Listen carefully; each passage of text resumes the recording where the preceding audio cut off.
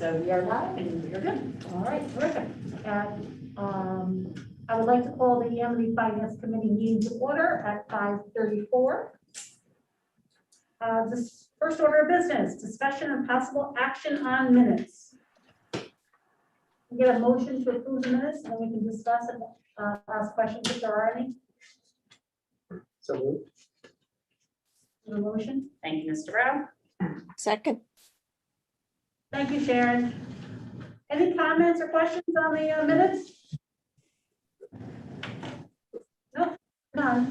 Ms. Cardozo? Yes. Mr. Rowe? Yes. Mr. Nuzzo? Yes. Ms. Huxley? Yes. Yeti? Yes. As Dr. Turner, but that's Oh, I good. thought I heard Jenny, sorry. Yeti and Jenny. I'm a yes if you're calling me. All right, thank you, sir. Thank you, Dr. Byers.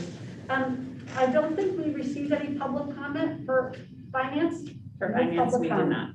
All right, moving right into the presentation discussion of first quarter 2021. So we have Mr. Michael Goss on the Zoom link with us from Fiducian Advisors, and he will go over our first quarter investments. Great. Hello, everyone. I'll preface this by saying if you're not happy with the results this quarter and this year, you will never be happy. So it's been a very good fiscal year so thus far. I'll go through it. The first thing I'll mention is since we last met, we've rebranded. We received communication on that, but just to remind everyone, it's now Fiducian Advisors. And our website is fiducianadvisors.com. And you may want to put in your browser info@fiducian.com. Make sure the emails get through. All of our old emails and websites work, but wanted to just bring up that point. You might be saying, what does fiducian mean? It's actually a name we invented using the help of an outside branding agency. So it's a made up word, so we can define it. And we define it as a trusted fiduciary committed to helping clients prosper. And really, it's sort of a combination of the word fiduciary and client sort of merged together. So with that, I'll go into your results. The first thing we do once a year, we just do a fee analysis.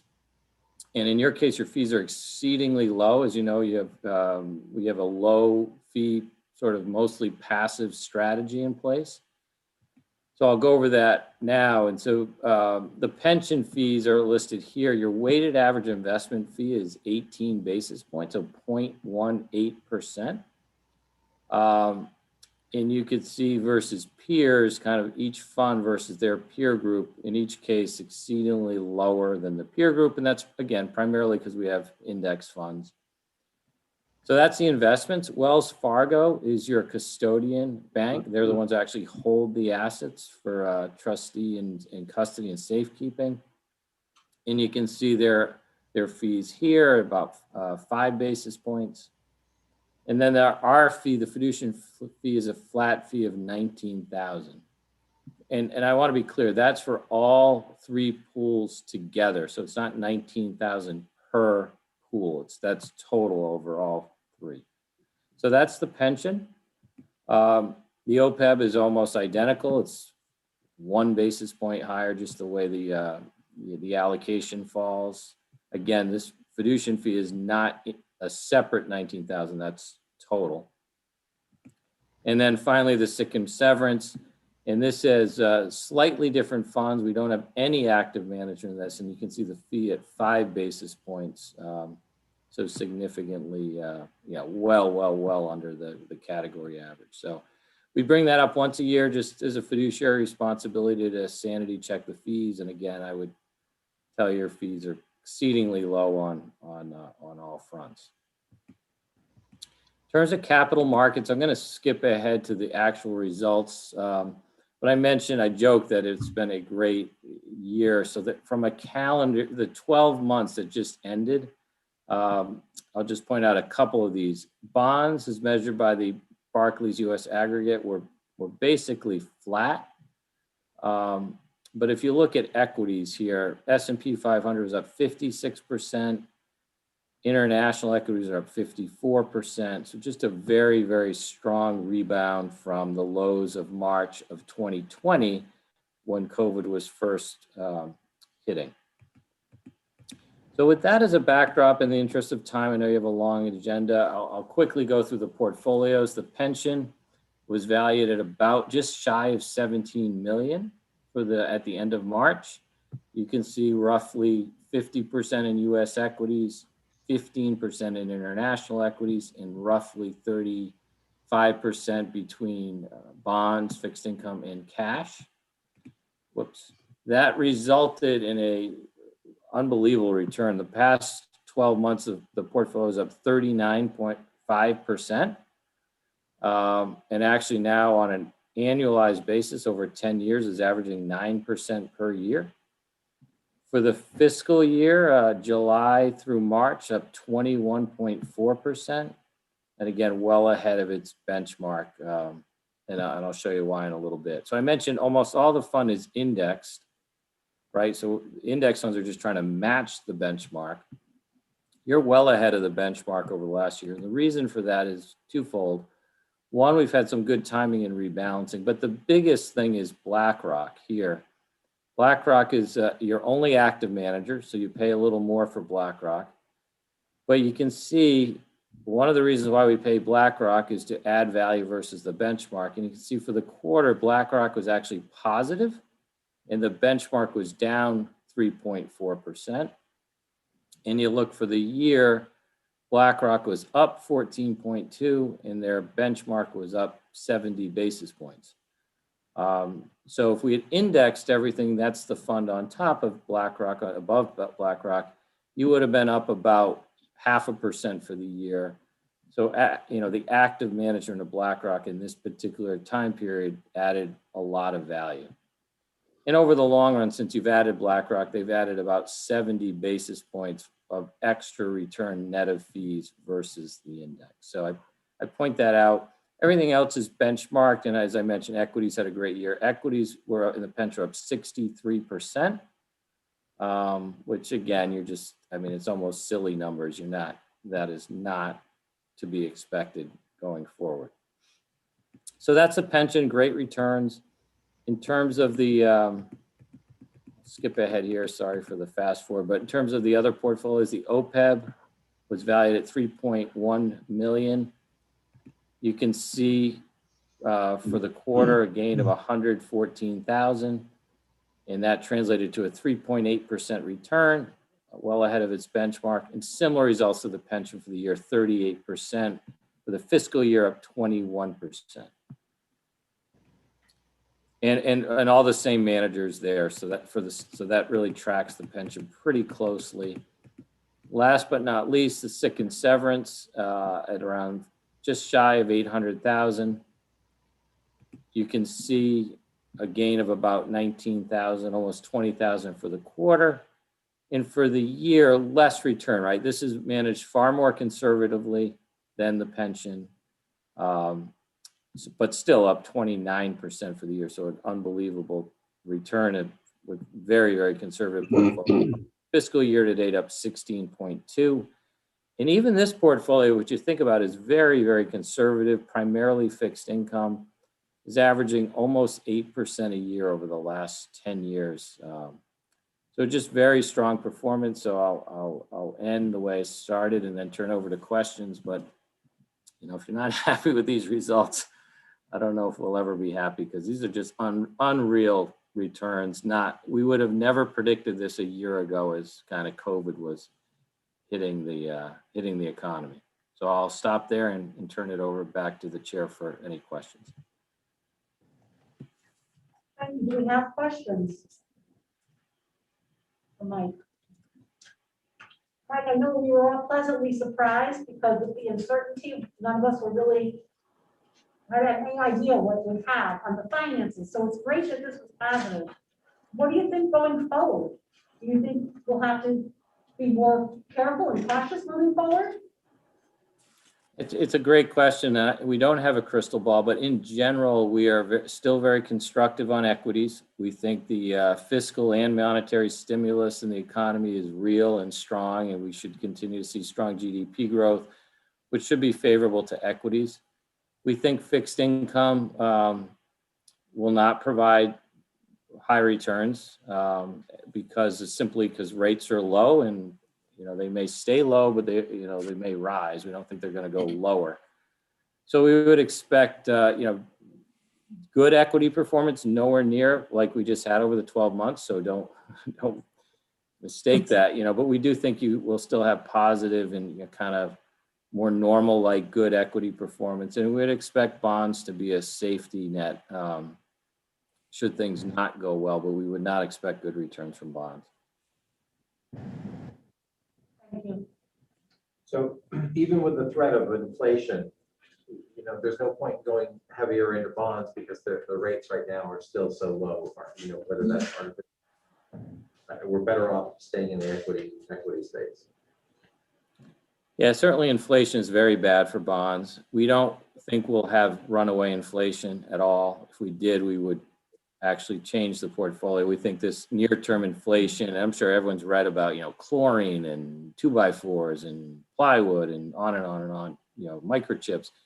There is clearly supply chain issues. So you have lack of supply and high demand in certain areas. This is not a cop-out. We're not just copying the Fed, but we do agree with the Fed when Powell and even Janet Yellen recently, who's not part of the Fed anymore, but obviously in the Treasury, says this will be transient inflation. We do think that over time, the supply chain will get worked out. Some of the supply-demand issues will level off.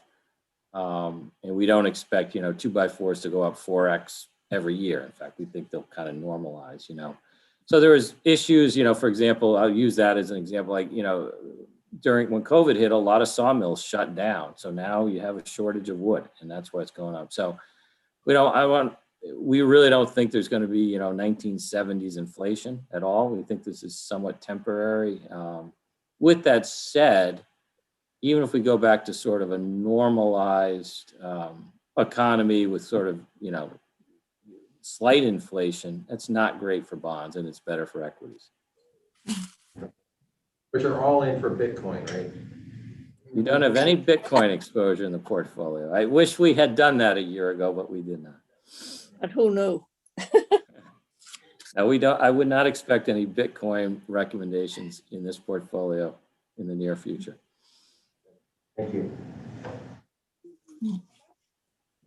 Anything else for Mike before he goes? Sharon? No.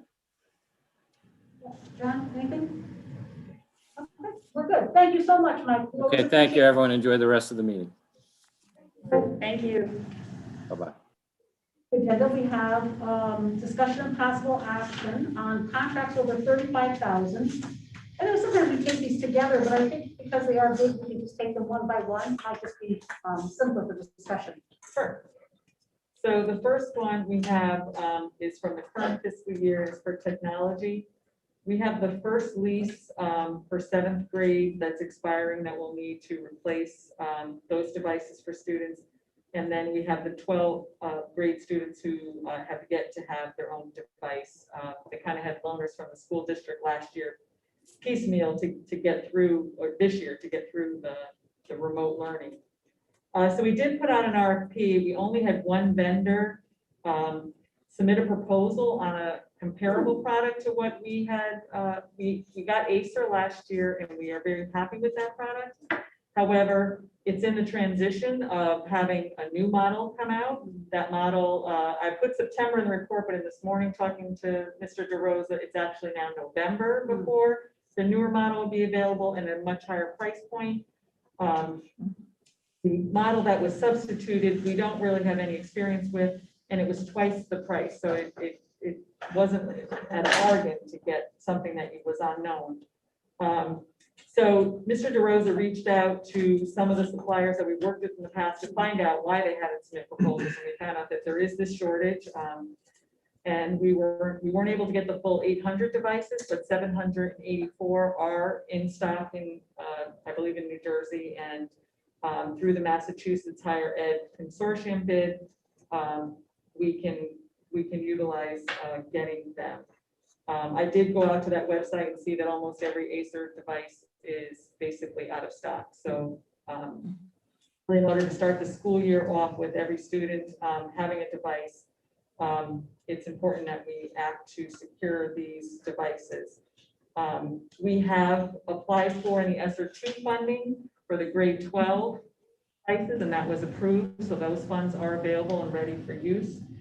So we are asking for the 7th graders to come from the current year budget at $55,010. So that we can, there'll be a budget transfer asking for that later in the packet. The here is to approve the total contract of at a $319 per device with the extended warranty. I'm sorry, does that include it, Terry, or is it plus? Plus, So it's 319 plus 123. correct.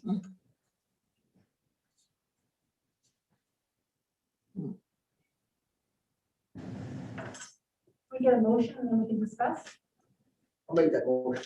Thank you, Joe. Second. I'll Second. second. Do we have other questions for Terry regarding the devices? And these, Terry, these are going to be well needed, whether we're full in person or, right? So this is just part of our ongoing Now, technology. part of our plan, it was part of for COVID for every student to have a device, so it came more important with the remote learning, but it'll still be part of daily curriculum. Any other questions for Terry on this? Okay, so for the sake of time, all vote. Ms. Cardozo? Yes. Mr. Brown? Yes. Mr. Nuzzo? Yes. Ms. Huxley? Yes. Eddie? Is that Giglietti? Yes. And Sounded like Dr. Jenny Turner. to me. I heard Yeah, Eddie. yes. I heard Eddie. That's all I heard. I'll just refer to you as Mr. Matt. Yeah, just call me Matt. All right. All right, thank you. Motion passes.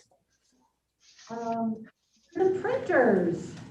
Okay, so our current copier lease will expire in the next fiscal year, so we had been working with them starting back in the budget process to see what that number would be, and then also to recognize the change in how we operate since both one-to-one and being remote, the difference in the usage. So the Xerox team came in and actually, we walked through all 3 buildings with school administrators so we could identify exactly the locations of printers. Everyone could have a firsthand look at that, copiers, and then developed a plan for how we can downsize and still meet the needs of the students and staff. So the proposal is going from 24 Xerox copiers and supplies for 100, and then for 100 district-owned printers. We're going to go to 25 Xerox copiers and buying out 3 from the current lease that'll be in the nurse's office, because it's important they have their own with faxing and HIPAA and things, but they don't get high volume, so they're better off for us to actually own those. And down to 20 network printers. This would be a savings of about $37,000 a year. I had budgeted a savings of $30,000, so this is, I'm positive, I'm happy this is positive, it's more than we budgeted. We would be entering a 5-year lease with Xerox, who does hold the state contract and capital contracts. Great work, it was very comprehensive. Can we get a motion on the floor to approve this, and then we can discuss it? Sure. Make the motion. We have a Yes. second? Second. Yeah, sorry. Thank you. Questions for Terry? Ms. Lunas? Yes. Question. How many, obviously, all the printers and copiers have, counters on them to show how many, copies they make, et cetera. What volume are we doing in a month, in a year? Because this is for 5 years, It's like $750,000, right? So the current pool plan is about 646,000 copies a month. And I believe we're going down to about 450,000. That's just on the copier, so the printers, you don't pay per copy, you're just supplies and whatnot. We're tracking usage on the printer. There were many printers that had such low volumes that keeping them on a contract. So we basically went down to like 200,000 copies a month. That's what we're hoping. So that you make the pool number, you aim for somewhere lower where you think you might be, because it's cheaper to pay the overage than it is to guarantee a higher number and have to pay that whether you hit it or not. Is this just a result of people not being in the building? Well, a big portion of it is a result of one-to-one, because now things that we would have traditionally distributed in a paper format are distributed electronically through Google Classroom. So that's going to be a big piece of it. Right. And we did, I think, in our analysis, intentionally kind of look at non-COVID times compared to when we started to have the one-to-one, but we're back in full. Because we realized that when we were operating at 50% capacity or remote, then clearly that was impacting the numbers. But when Ms. Loomis and Xerox and our IT staff did the analysis, it was really looking at the difference between kind of a pre-one-to-one world and a post-one-to-one world. So so if we're estimating 450,000 copies, printer usage in a month, and we have 100 printers, that's 4,500 prints per month per So printer. The number, the pool is for the copiers. So we have That's for the 25 copier. copiers. And the 450,000 number is for the copiers? Correct. So what's the number for the printers? There's not, it's just your whatever. supplies, your toner. Your toner. Okay. And your repair. And So, Right. so we're making 20,000 copies per printer, per copier, 20,000 copies per copier per month. So an average, but there's, the copy room at the high school, the main offices that are probably more than, maybe a wing copier, like the middle schools and each wing will have a copier. The library media center at the high school has higher volumes. That's where some students tend to print. So it varies by device, but it won't matter where you print. It's just the total across the board. Yeah, it just seems, it just seems like a very large number. And again, because of one-to-one, because of less paper, we barely print anything, it seems, anymore. It just seems like seems like a lot still. At least it's a little lower, but Well, we were paying about 180,000 a year, now we're paying about 143,000. So, we're driving in the right direction. That doesn't include less paper. So if the usage is down, there will be less paper costs to go along with that, because we purchase paper separately. have you ever, don't print this email, do we do all that stuff, the conservation of paper? We don't have it. We have certain legal language at the bottom of our emails that come up, but not about printing. Some staff do choose to say that in their emails, not to print. Because the point is just taken in the sense that it's surprising that we're still using it, but on the other hand, we're a school, so I have to imagine that people still want things, that you can touch. So no question, but as long as it's not wasteful, I'm all in favor. yeah, and it's almost 200 copies per student per month. That seems like a lot of copies. Maybe we can donate our printers anywhere. Right. I don't know, if all the staff is gonna, this is gonna be a big change for staff. So we're driving in the right direction, Yeah. but it's gonna be a big change for staff. When they leave this year, they're gonna be told that when you come back, things will be different. And there's still, people want to print things that student work and still put on walls and Yeah. things, so just not having a printer in their room and having to use the copiers, it's, more than they already have is going to be a change. But 200 prints per student per month All right. is a lot of artwork, but. Well, Chris, it's not just artwork, like the stuff that I'm supposed to sign just to do the financial due diligence and have the records there for people to see. I mean, all those transactions all get printed out for records, right? That there are stacks and stacks of those papers. I'm sure administration needs to have that too. It's not just artwork. No, I wasn't saying just artwork, but everything I see we do through Power School. Everything seems to be set up to go through Power School and be paperless. I'm just surprised by the number per student.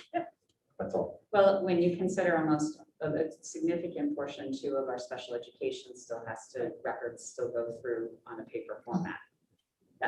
So it's not just kids stuff, it's also the business and operations, and to Eddie's point, every one of our financial sort of transactions has a paper trail behind it.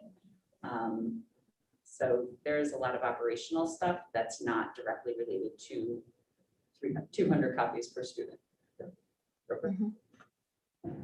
Any other questions or comments? Oh, Sharon. I just wanted to throw in that I've taught for many, many years in both in class and online and with kind of hybrid situations. And part of what happens is that you may distribute things electronically, but they may not read them unless you give it to them on paper.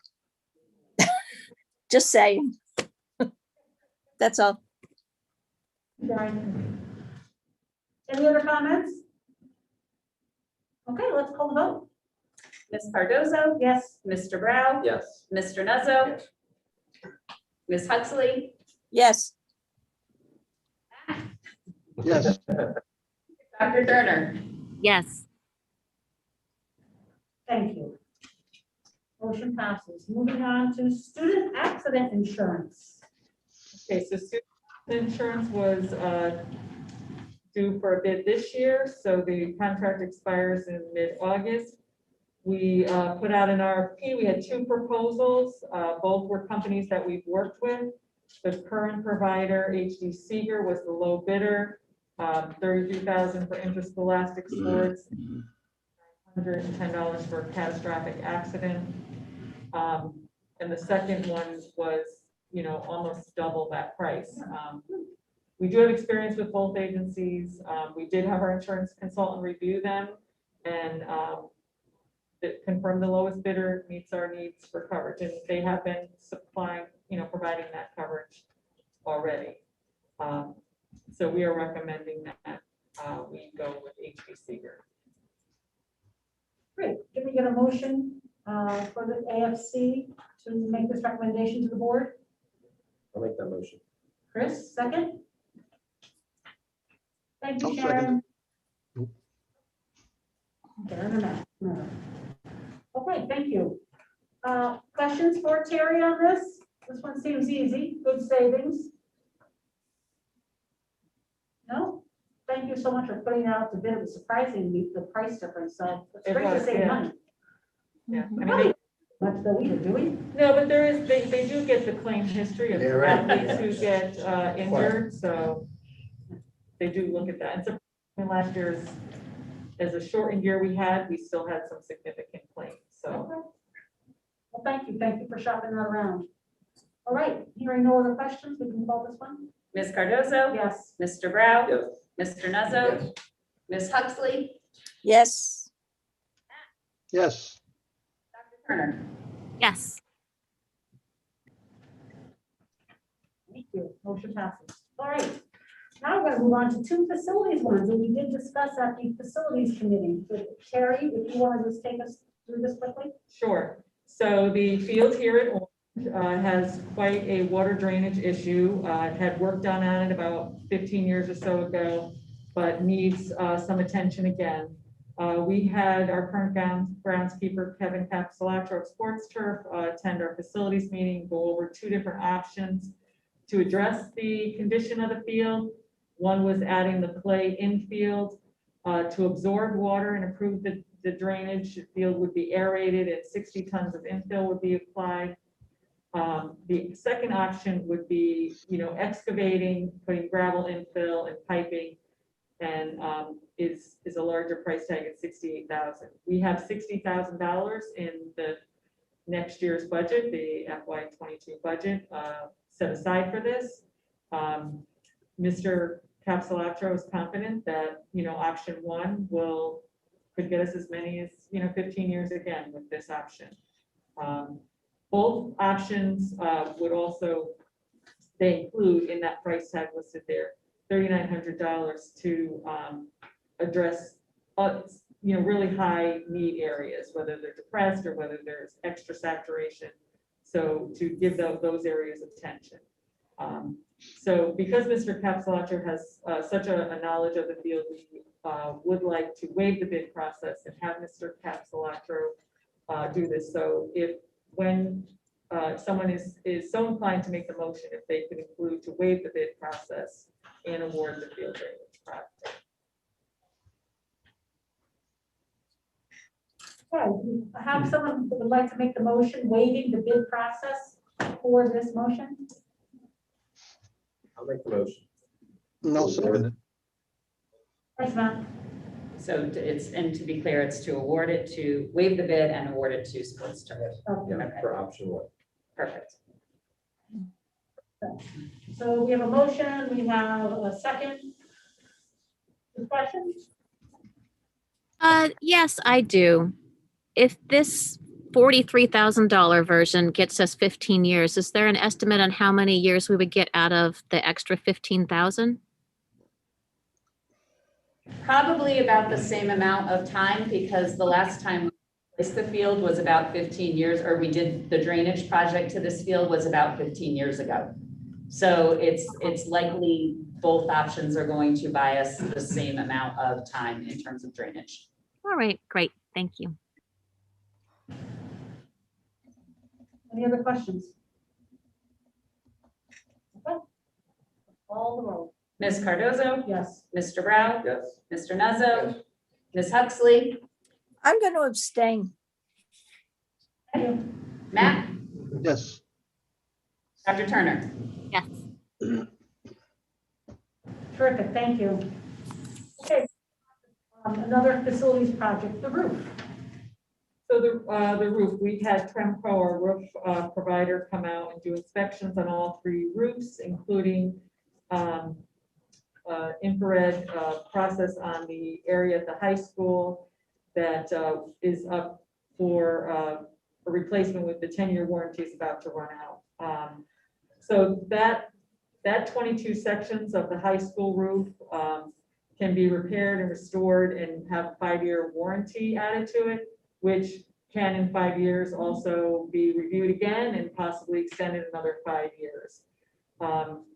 Then we have 5 other sections of the roof that would be restored with a seamless membrane. There would also be some coping sections that are fixed along with this. So we're asking that the contract be awarded to Tremco for $395,000. The board put aside $482,000 for the project, 495,000, sorry, 482 from last year's funds towards roof projects. This is significantly less than our projection of a 1.2 total replacement of that roof if we had to go out and bond in another year. Having some left there will be helpful because this is taking care of addressing all the needs at the high school right now, but we have 2 reports on the middle schools, which don't necessarily have leaks to address, but have safe access and drainage, like gutters and things to get the water off the roof so we don't develop leaks. Those we're still under review and we'll determine what we're going to bring forward at a later date. But right now we wanted to address the high school issues. Okay. In order to discuss this further, we need a motion. Does it also need to waive the bid process since it's Yes, trying to please. call a company we really work with? Need a motion, someone? I'll make a motion. Thank you. A motion to waive the bid process and award the roofing restoration repairs of Tremco Industries for the $395,141.40. We have a second. I could say it, sorry. Thank you, Jennifer. All righty, questions? Sharon? Is this the same contractor that you've used before? You didn't mention anything is. about the reliability of the contractor. Yes, they have done the Yes. roofs on all. Okay, thank you. As I recall, they've done this process before as well. Correct. So multiple times over the years, Sharon. So some of this is very familiar to some of us that have heard it many times. And of course, we also did meet with Mr. Martoni during the facilities meeting to discuss this as well. So Tremco, we've had a good relationship with them. Yes. And they've always Okay. been very, well, thank you, great question. Jen? I have a question related to solar panels, actually. Some years ago, I attended the AMSB Sustainability Committee meeting, and they were talking about putting solar panels on the roof over there, but the roof still had X number of years left in it, so the solar panels couldn't be considered because he didn't want to run out the roof warranty or to put them on before the warranty ran out. I'm just curious because I haven't heard anything about that for a long time. Does the school still have goals to put solar panels on the roof of any of the schools? And if so, what percentage of the roof is this project handling? Like, does it preclude considering solar panels for another 5 years? It's possible. So my understanding, and we can definitely have Mr. Martoni weigh in, but the addition of panels to a roof requires basically a totally different roof because of the weight.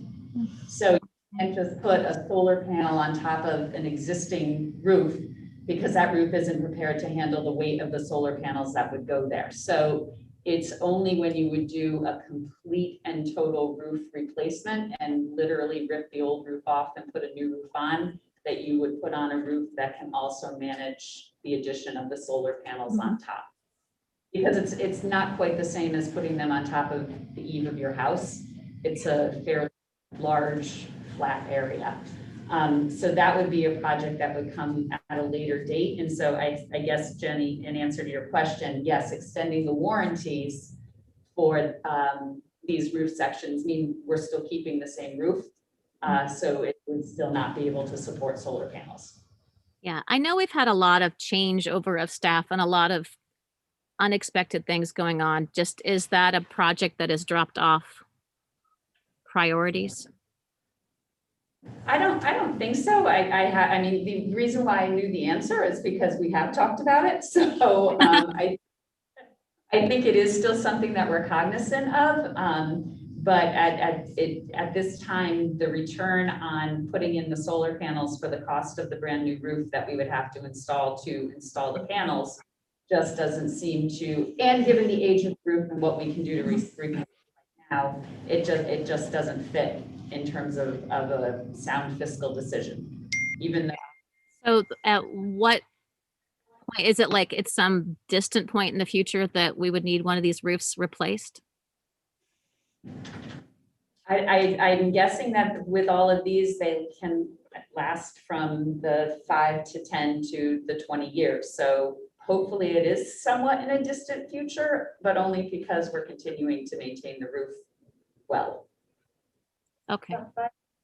Would solar even off the roof? Forget the roof, because I've never seen one installed on a flat roof. I'm not an expert, I'm just saying. But I have seen things installed on grass, for example. Something that Mr. Martoni could look into over time in terms of if it is feasible to do a standalone installation of solar. It may or may not be. may Or just like the be- JCC has over their parking, you know, something like that. And obviously you don't want something that's fiscally bad, but if it did help with energy costs and provide new services, I am interested in that. We can definitely explore that. Great, good point, Dr. Turner, thank you. Okay, any other questions? On the roof? No? Okay, let's call it. Ms. Cardozo? Yes. Mr. Brown? Yes. Mr. Nuzzo? Ms. Huxley? Yes. Yes, Yes. Thank you all. Next on the agenda, I see the, is this the annual health food program statement? It is, so there's three motions there, you don't necessarily need to read them, they just all need to be incorporated as part of the minutes for the state record. But what it is asking is that we will participate in the healthy foods program and only serve those foods, but that the board, number two, is that we will allow the sale of foods that don't meet that at events outside of the school day and at in fundraisers if we so choose, but they are not being a vending machine or school store.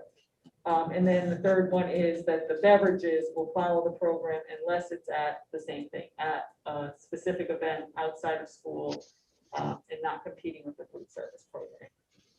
And respectfully, even though we will vote on this, we really don't have a choice, do we? Not if we want to get the money from healthy foods, that is correct. Okay. I Which just is wanted to about put that out there. $11,000 a year. Okay. Right. But do we want good food and not get $11,000, or do we want to have healthy food now? It's only 11,000. Can we get a motion to make this recommendation to the Amity Board of Ed? Sure. Sharon Second. and Chris will second it. Thank you. Any other questions? Standard, we do this every year. No, hearing none. All right, Ms. Cardozo? Yes. Mr. Brown? Yes. Mr. Nuzzo? Yes. Ms. Huxley? Yes. Matt? yes, Dr. Turner? Yes. Alrighty, thank you all. Ms. Loomis, up again, capital projects, change order and budget transfer. So we presented these change orders at the facilities committee last week. There's, I think, 3 here. There's one more coming. So the first one was at the administration's request last August when we looked at different options to add conduit for additional lighting, cameras and such. And we reviewed, there was actually 5 options and we picked 2 of them. The facilities committee approved last August for $11,133 worth of changes. Do you want me to go through all the change orders at once or? All at once. Okay. So that's 1A because we kind of started off last summer with that. And then in the meantime, we have what Field Turf is calling change order 1. And that is because the project was delayed a year, some of the materials, and you, as Mr. Goss referred to, you know, the supply chain issues and prices of things. So some of the materials for track materials, fencing, curbing, the base of the field, gravel, such electrical and the field equipment, the prices increased $59,060. So we would need a change order to approve that and a transfer for that. The HVAC, you know, we were doing our best estimate on, you know, engineering costs for the project, and they're still working with us to get the current project that's underway, and they'll be there to do the punch list. So we're asking for $10,000 for the HVAC project.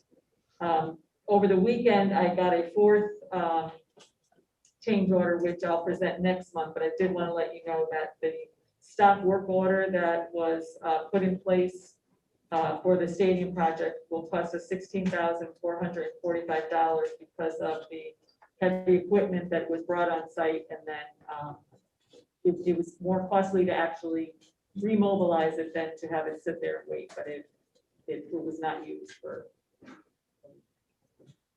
But I'll bring that to the board, but it was mentioned at facilities, it was coming. Would you be interested in taking these all together? For the sake of time? Yeah, I'd say sure. So we Thank you. have a motion to take them all together. Thank you, Dr. Myers. So need a second on that, and then we have to vote on that. Thank you, Mr. Brow. Yeah. Any further discussion or just take them?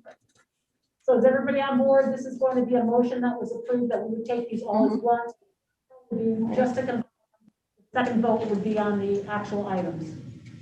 Okay. Ms. Cardozo? Yes. Mr. Brow? Yes. Mr. Nuzzo?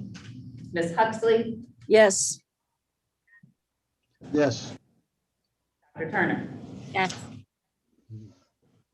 Okay, so now we have all of the motions and change orders as delineated in Terry's memo, April 11th, 2021. Can we have someone make that motion? I can make that motion, that's fine. so moved. Sharon. I'll second it. And so right now, we're voting to approve the change orders because we have to have a third vote to budget transfers for the change orders. Right. So Perfect. helping to keep everyone on track. Appreciate it. Thank you so much. Appreciate that. Can I just clarify who made the first and who made the second on that? Ms. Huxley made the first motion and Mr. Nuzzo was the second. Thank you. All right, Ms. Cardozo, Yes. Mr. Brow, Yes. Mr. Nuzzo, Ms. Huxley, Yes, yes, Dr. Turner. Yes. Thank you. So that motion was for the change orders themselves, and now we need a motion for the budget transfers. I'll I make that thought it was motion. all together. We combined the individual orders, but there are two different motions. One is to approve, and then the other, the budget transfer to pay for it. Oh. If you have a packet in front of you, So all the budget transfers for the change orders are coming from the contingency line of the project or projects. Motion to move the transfers from the contingency line for all the motions. All together. we have a second for the budget transfer. Dr. Turner. Thank you, Dr. Turner. All right. Dr. Myers? All right, Ms. Cardozo, Yes. Mr. Brown, Yes. Mr. Nuzzo, Ms. Huxley, Yep, yes, yes. Dr. Turner. Yes. You all, thanks for bearing with us on that one. Okay, monthly financial statements, page 85 of your packet.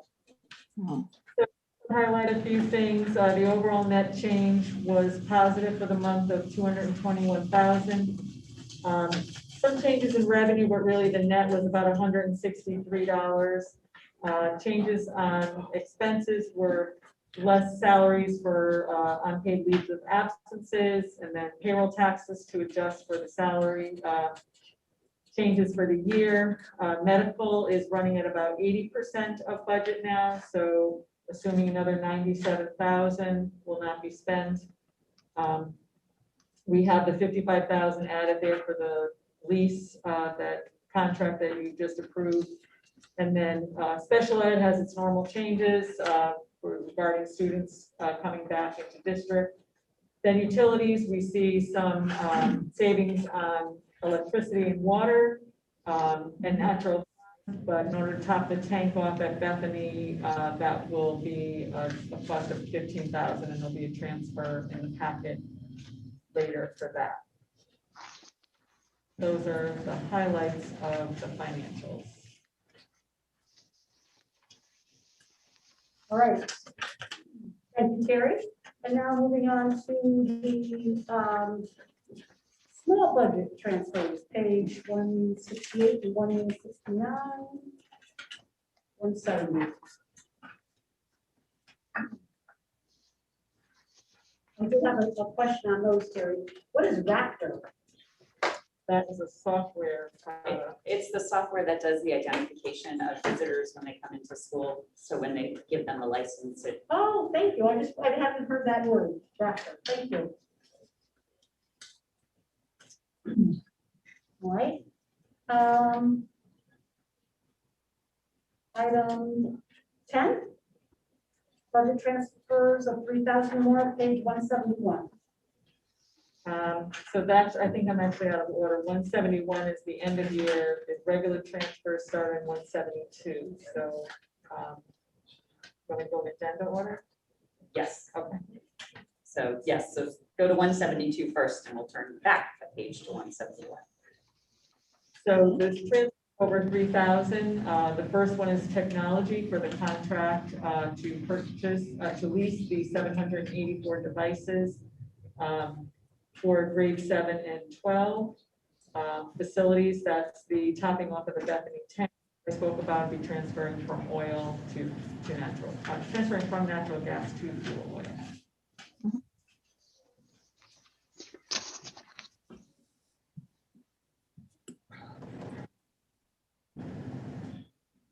We get someone to make that motion, please? Just do one at a time, I guess. It's just as fast because you have to take two votes one way or the other. I move to approve the following transfer to cover the leasing of 800 devices, which is actually 784 devices. 5,000. I can second that. Thank you, John. Sure. All right, Ms. Cardozo? Yes. Mr. Brown? Yes. Mr. Nuzzo? Ms. Huxley? Yes. yes, And Dr. Turner? Yes.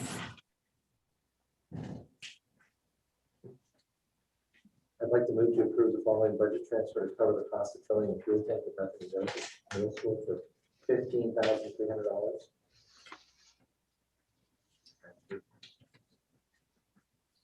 And can we have a second on that? I'll second it. No other discussion? All right, Ms. Cardozo? Yes. Mr. Brown? Yes. Mr. Nuzzo? Yes. Ms. Huxley? Yes. Yes, And Dr. Turner? Yes. Thank you all.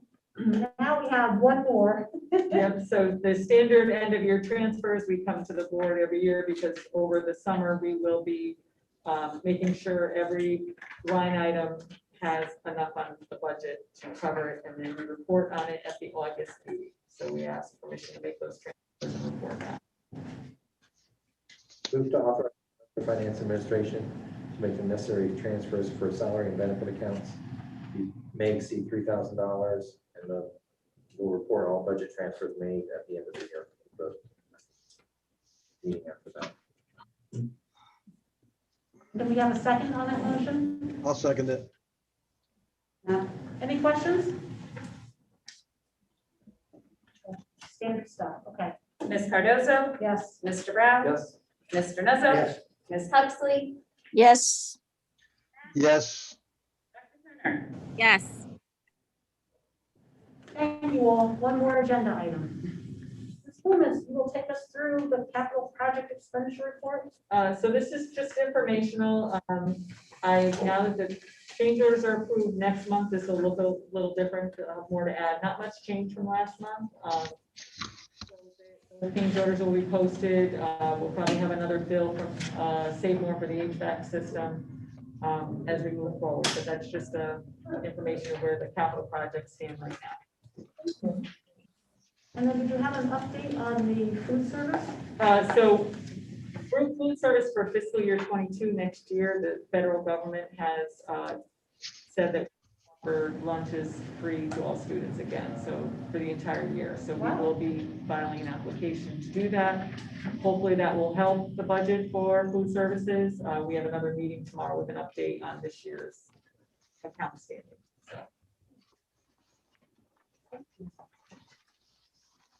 All right, well, very efficient meeting. Thank you all for participating. At this time, we have gone through the entire agenda, and if there's no other business before us, we can entertain the motion to adjourn.